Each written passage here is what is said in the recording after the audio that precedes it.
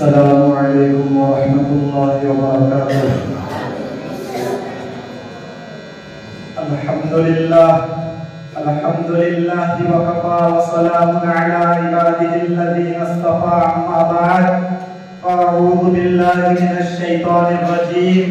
बिस्मिल्लाहिर रहमानिर रहीम।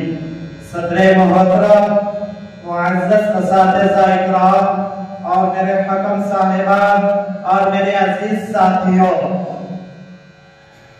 जुमा का दिन हफ्ते की ईद है। साल में 2 ईदें आती है, ईद उल फित्र और ईद उल अज़हा तो आती ही है, मगर जुमा की सूरत में मुसलमान के लिए हर हफ्ता ईद का दिन है। रसूलुल्लाह सल्लल्लाहु अलैहि वसल्लम ने जुमा के दिन को यौमुल अज़म रोशन दिन है और जुमा की रात को लैलतुल अग़म उजली रात है। इब्ने माजा की रिवायत में है कि रसूलुल्लाह सल्लल्लाहु अलैहि वसल्लम ने इरशाद फरमाया, जुमा का दिन दिनों का सरदार है, अल्लाह के नजदीक सबसे बड़ा दिन है, यहाँ तक कि अल्लाह के नजदीक ईद उल अज़हा ईद उल फित्र से भी बड़ा है। फिर हुजूर सल्लल्लाहु अलैहि वसल्लम ने इरशाद फरमाया कि जुमा की 5 खुसूसियात में अव्वल ये है कि अल्लाह ताला ने हजरत आदम अलैहिस्सलाम को जुमा ही के दिन पैदा किया। सुबह ये है कि हजरत आदम को जमीन पर उतारा। सुबह ये है कि हजरत आदम की वफात भी जुमा ही को हुई।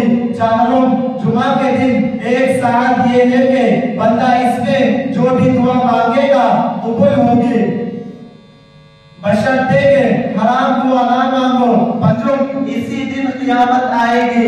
चुनांचे तमाम मुक़र्रब फरिश्ते, जमीन, आसमान, हवा, बादल सभी जुमा के दिन से डरते रहते हैं कि कहीं क़यामत ना आ जाए। मुस्लिम शरीफ की रिवायत में है कि हजरत आदम अलैहिस्सलाम को अल्लाह ताला ने जुमा ही के दिन पैदा किया और उस दिन जन्नत से निकाल दिया गया।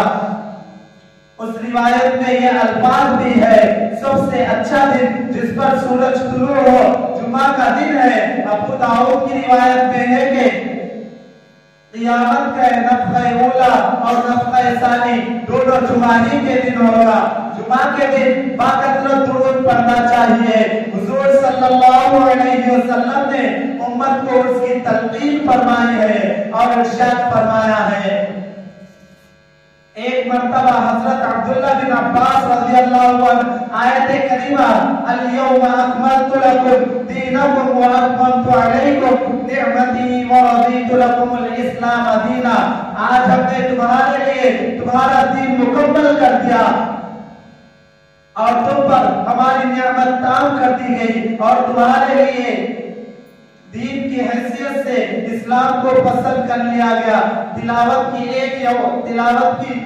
एक यहूदी उनके पास बैठा हुआ था।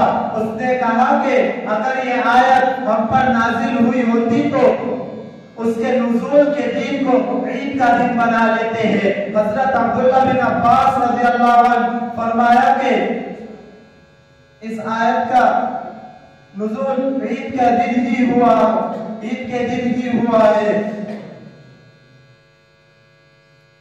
और 2 ज़री यानी जुमा के दिन और वो भी अरफे के दिन। यहाँ अपनी बात खत्म करना चाहता हूँ।